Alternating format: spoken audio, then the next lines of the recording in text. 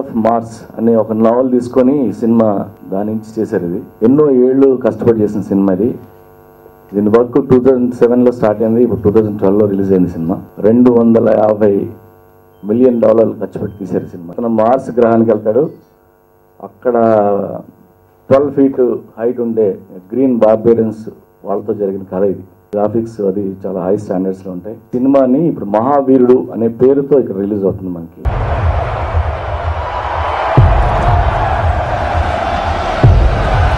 Let them be crushed.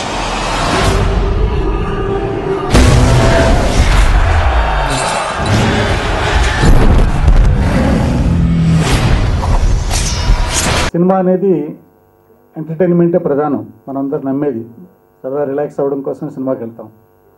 ఆ ఎంటర్టైన్మెంట్లోంచి ఒక అద్భుతమైన ప్రపంచంలోకి తీసుకెళ్ళడం అనేది కొన్ని సినిమాలకు మాత్రమే సాధ్యమవుతుంది.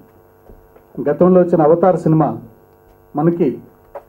మనకి తెలియని ఏదో ఒక కొత్త ప్రపంచంలోకి మన ప్రపంచ ఆడియన్స్ అందరినీ కూడా తీసుకెళ్ళి ఆ ప్రపంచంలో విహరింపజేసి 1 సంవత్సరం పాటు ఒక అద్భుతమైన అనుభూతిని కలిగించింది.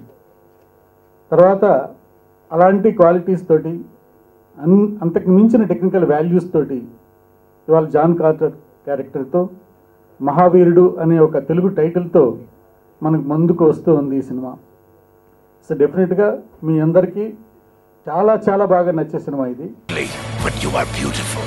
You will fight for us. Get on.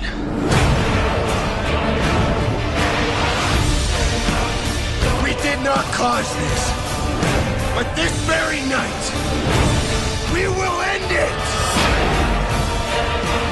I was too late once. I won't be again.